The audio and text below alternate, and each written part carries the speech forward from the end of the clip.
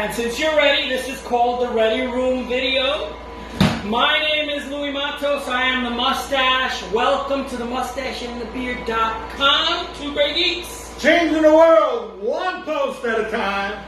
My name is Louis Matos. I am the Mustache. And as you can see, we have here a special guest, my sister Carrie. Also known as Illegally Blonde. And I am Junior Figueroa, a.k.a. The Beard, coming to you live from sunny Puerto Rico. And your being here makes it even sunnier. What a butt kisser. So we have the Mustache, the Beard, and Illegally Blonde coming to you today. Yes, and so I wanted to tell you a little bit about my sister's geekery. So why don't you tell them about the things you collect? Oh. Those ugly dolls. Oh, the ringboard and silicone babies. They're so ugly and scary. So you have a whole collection? Yep, whole collection. Like 20 of them. Toddlers and babies. They're ugly. She scares her children with them. Okay, you gotta send us pictures. You gotta send us pictures so that we can show them. Yeah, a lot of pictures on Facebook. All right, so we're gonna have our video. This is called the Ready Room #1, and the Ready Room will always be with special guests. A special guest From the family. And anybody else that we can Shanghai outside. Yes, we can force a the homeless people. person, hit them over the head, drag them in. We're doing a video with you. Be funny, Be funny. or else you don't get any money. or we're not feeding you. And we're back, and we're gonna do. We saw the movie, right? Yep. Black Christmas, 1974. I'm green. Oh wait, sorry, wrong movie. Yeah, Wrong White color. Christmas and Black Christmas are two totally different movies. Wrong color. Sorry. All right. So I know, Carrie, you're a horror fan, right? So, and did you like the movie? It was good. It was good. It was good. It was interesting. But not the best ending. Okay. Not the best ending. Yeah. So we'll be talking about that. Okay. All right. So Black Christmas was originally titled Silent Night, Evil Night. It is a Canadian movie. It's called an early slasher, although that's what they call it. I don't call it that. I call it a proto-slasher. Yeah, I agree with you. The film is produced and directed by Bob Clark. Yay! The Beard loves Bob Clark. I love Bob Clark movies. And it was written by Roy Moore. All right. So we're going to be talking about a little bit about the actors that were in it, which starring Olivia Hussey. Olivia Hussey. Yay! Beautiful Olivia Hussey. Olivia Hussey. Keir Dullea or Dooley. Delay. Dooley. My favorite one was the drunk girl. Margot Kidder. Margot Kidder as the drunk girl. Yay! Andrea Martin. Oh, and she looks so young in Yes. there. Oh, And pretty. Very oh pretty. my God. Marion Waldman is the old lady. This is back. Yeah. Another borracho. Oh my God. Another drunkard. Lynn Griffin and John Saxon. All right, so Lynn Griffin is the first girl, but we'll go over every character. All right, the story follows a group of sorority sisters who receive threatening phone calls and are eventually stalked and murdered by a deranged killer during the Christmas season. Yay! Our kind of We love holiday it, movie. yeah, we love it. Our kind of holiday movie. Merry Christmas! All right, so this is inspired by the urban legend, The Babysitter and the Man Upstairs, and a series where a series of neighborhood murders were taking place in Montreal, Quebec. So, based on a true story, as all good horror movies are. The movie was shot in Toronto. Right. It's 1974, so the budget was $620,000, which is, pretty good change. Produced by a Canadian Film Development Corporation. Money I need. What's that? The money I And the movie actually made $4.1 million. So it made That's like what, 4 or 5 times? 5 times. Absolutely. Wow. So yeah. You know, that's considered a hit even today. You Uh-huh. know, 5 times to what the movie cost, it's a hit. Yep. All right. So it was a success. Film historians call it now a slasher movie. But the reality is there was no slashers until, we had Halloween, and then right. Friday the 13th, and then, So at best, it's a proto. Yes, it's a proto slasher. It's influenced by it influenced John Carpenter's Halloween. Yeah, so you see how it all and you can see it. You can see it. And it all builds. So and there are 2 remakes of this movie, 2006 and 2019. So the 2019 is PG-13, and so the one that's in 2006 is a lot more gory. All right. That one I believe Bob Clark was involved in that. Yes, he was like a producer or executive producer, something like that. You gotta watch those other ones. It is considered one of the best horror films ever made, and one of the reasons we saw it was Tubi. It's on Tubi and it is free. It's free. I know it's also on YouTube, free. So and it was a good cut? it was HD. The one on perfect. on YouTube was HD. And did they have the profanity and no Yeah, editing? no editing. Yeah. Yeah, because that phone call. Yeah. That's the C word. The C word. Yes, there was a lot of strong language in there, and it's meant to be scary. Going off of the format of what we normally do as a SCAR, even though it's something completely new called the Ready Room. Okay, so we usually talk about the characters, so we'll talk about them one by one. All right. Olivia Hussey Right. plays Jess, Right. brave and capable sorority sister who is pregnant and wants an abortion. So this is new. I mean, this is a feminist movie. Right, and in that respect, in that sense, yeah. And she's unwavering. Uh-huh. In Exactly. in She's sense. not Yeah. like, I don't know if I want an abortion. She's like, I want an abortion. And interesting is that cross she's wearing throughout the entire movie. Yes. Uh-huh. And she says, I want an abortion. Yes, Yes. with my cross. I still am a Christian. Right. That was beautifully done. It was Uh-huh. ahead of his time. Yes, it absolutely was. She Absolutely. wanted to do what she had to do in life, so she didn't want the baby. Uh-huh. That made it And clear. I like that, because here he took her boyfriend Peter. He took the traditional argument of that time, Uh-huh. right? Let's get And married. she wasn't hearing it, but it's not fair. What do you mean it's not fair? It's my body, Uh-huh. That was her attitude, Uh-huh. right? And he's like, oh no, we should get married, and you can still do whatever you want, even if you're married and you have a kid, and no, this is what I want. Mhm. All right. And she never says, I love you. Yeah, No. He, never. on the phone, I love Yes. you. And she Bye, doesn't know. see ya. She Bye. said, I know. And she hangs up and like, She okay. made it clear, I want nothing serious. Uh-huh. All right, yes, because she was career driven. That's right. I have stuff I want to get done, and with a baby, I'm not going to be able to get it done. Yeah. Because as you can see, here Dulea, or Dulé, Right. Delay? Too late. Delay is Peter, her boyfriend. He's a musician, a pianist at the conservatory. And he's willing to give everything up just to get married and have this baby. But, he... No. It's like, no.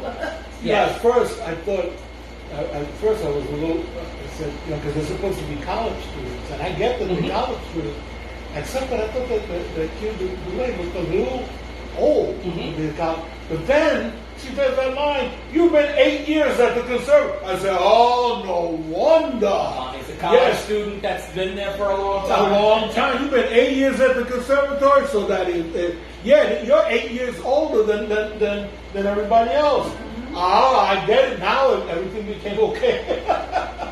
You look like you could have been a rich boy too with that big old room on that can't organized place. That he didn't mind destroying. No. expensive. Okay, so now we're going to talk about Margot Kidder, the drunk girl. Drunk girl, your favorite. She plays Barb. She is the B-word sorority sister. So of all the sorority sisters, she's the one that tells you stuff to your face. That's right. And in every sorority and fraternity, there's somebody like that. And then the phone number. That was the Oh! Okay. Where did I get that? Oh, that is so pure Bob Clark. That is, oh my God. So they go to, the girls are reporting the profane phone calls, right? And so Margot Kidder goes, and the lieutenant or the sergeant, the desk sergeant is a bit of a moron. He's one of the gym teachers in Porky's. That's true. That's absolutely right. All right. So he asks her for the phone number of the house, and so she goes. Fellatio and runs off a string of numbers. And he's like, and he don't know what the how word do you means. spell fellatio?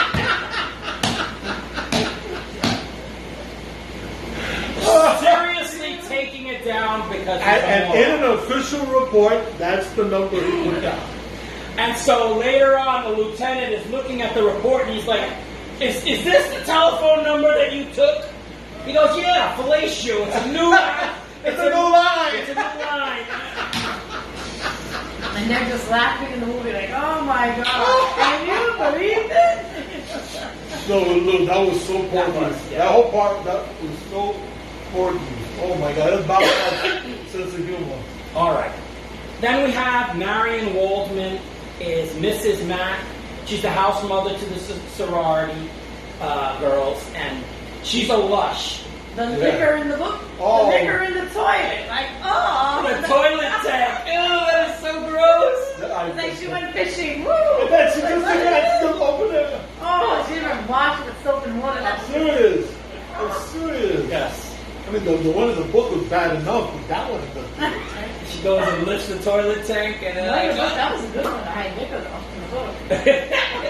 When I had some kids, they ain't gonna pay attention. yeah, they ain't gonna open the book. I'll put it in the Let's book. stay away from books. Right. All right, so No, not just look. I mean, if you want to hide money, that's the place to put it. all right. Lynn Griffin is Claire. She is the professional virgin sister. She's the first of the girls that is dispatched, and you know she's the one that drives the whole horror movie. Yeah, in that respect, she's the MacGuffin. Yeah. The MacGuffin. All right. Because, well, I don't know if I'm giving too much away, but the fact is that she's killed, but they don't have a body. Yep. So she's missing, and that's what drives the... Yeah, because everybody keeps looking for her, and they're like, where And is she? she's still missing. She's still missing. Towards the end. No, but even at the end, she's still Yeah, even at the end, She's still absolutely. missing. Andrea Martin is Phil. She is smart and she's the caring sister. You know, she's like, oh, we need to take her to bed because she needs to sleep it off. And I don't think Andrea Martin has ever looked prettier. Yeah, I mean, she's got glasses. I mean, it's Andrea Martin. Uh-huh. She's got glasses. She's got Curly wavy hair. curly hair. But she's young and she looked good. She had a nice smile, and they weren't trying to play her down. No. All right, and the last person I want to talk about is John Saxon as Lieutenant Fuller, the capable detective. Capable until the end. Yeah. No, he looked. My God, he looked good in this movie. Oh yeah, he looked He jacked. looked good in this movie.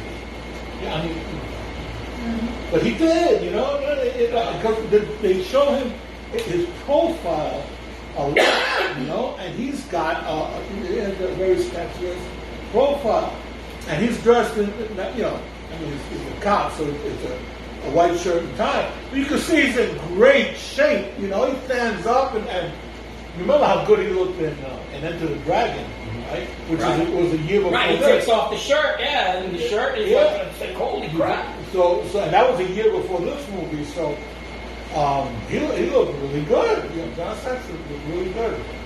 Before we move a little more into the movie. Moving in. I want to talk a little bit about the giallo. Giallos were Italian. Well, okay, so giallo is a mystery fiction thriller that mixes, and these were in 1960s, that has a horror kind of taste to it, and the Italians really loved them because they were written down as books, and the books all had a yellow cover. Right. They always had a yellow cover. That's why giallo. Yeah.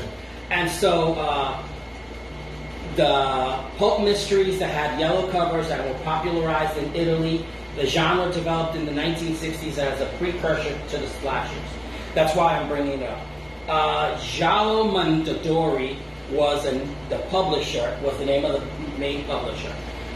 It started in 1929, and what did they publish? They published Agatha Christie books, Ellery Queen, Edgar Wallace, Ed McBain, Rex Stout, Edgar Allan Poe, and Raymond Chandler. All kind of like mysteries, but that are bloody. Bloody, yeah. They must have loved Mike Hammer yeah, too. So this is where the whole genre came about, and so that when they became more Americanized, they said, you know what, those are kind of bloody, and so that's when Halloween and all those others came to make slasher movies.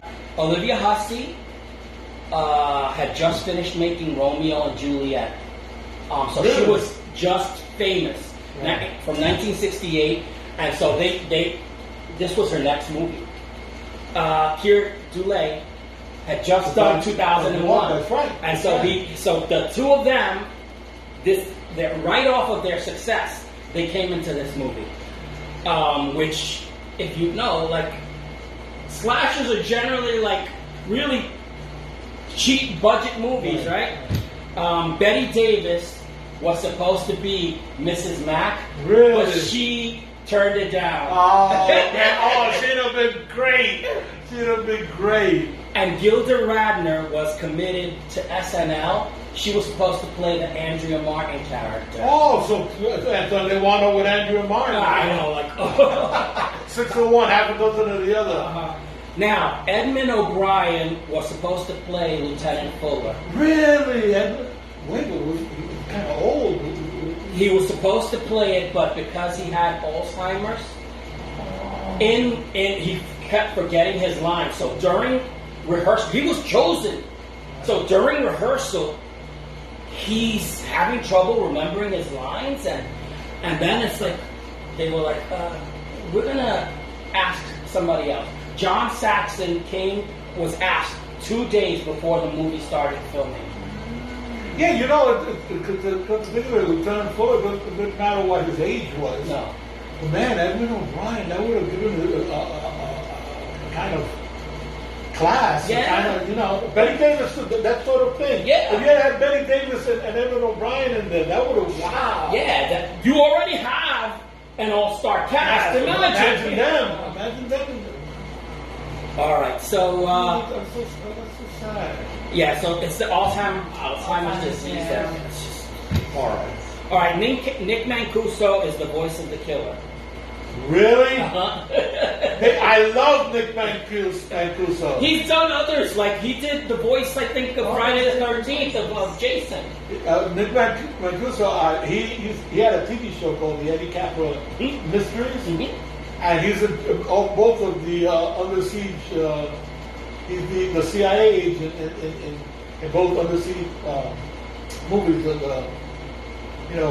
What's his face? Yeah, I know who you're That talking about. guy. I can't remember. I can remember Nick Mancuso. I can't remember. You want to go first? Okay, I'll go first. This movie is considered one of the best feminist films because, like I said from the beginning, Jess with the pro-abortion and yet still carrying the cross, showing that it's possible to be a Christian and, have a mindset that this is what I need to accomplish some stuff before I become a mother. So, loved that part. There are 2 remakes to this movie. I have loved this movie, and it's funny. I watched it when I was younger, and then Jordan, my oldest, bought the movie, brought it to the house for us to watch, and we watched the other movie, the 2006 movie, at the same time. And it's like, I love this movie. So, the ending is not great. But it's a horror ending, so I'm okay with it. I don't like that there are only 2 on-screen kills. You know, usually in a horror slasher movie, you have more kills on screen. Right. These happen often. These are very sanitized deaths. In fact, not even, only one of them is with a sharp object. The other one is with a plastic bag. Mm-hmm. Oh well, there's the hook. The hook. The hook. Yeah. So there are 2 with sharp objects and 1 with a plastic bag. But whatever. I really like this movie. I'm giving it 4 great geeks. All right, that's mine. Okay. Where's yours? I went into this situation really, really hoping that I was going to like this movie because I'm a big Bob Clark fan. Uh-huh. Huge Bob Clark fan. Love Porky's through the next day. Love Murder by the Tree. So I said, okay, excite me, do it, give it to me. And the movie started, and he didn't disappoint. He didn't disappoint. I said, oh my God, I love this. I love the pace. I love the suspense. I love the fact. Okay, granted that we could maybe have stood to see some more on-screen mayhem, but I like the fact that even the on-screen mayhem that we saw wasn't gratuitous. No, it's it was what you needed.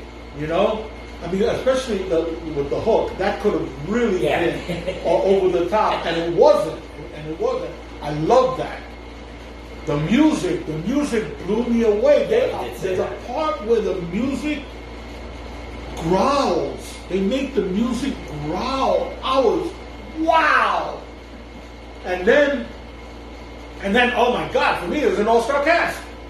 Okay, we didn't talk about all of the people that we spoke about, plus Art Hindle, the hockey player, because he's the sheriff of Porky's. Okay, I love this guy. Oh yeah, that's her boyfriend. Yes.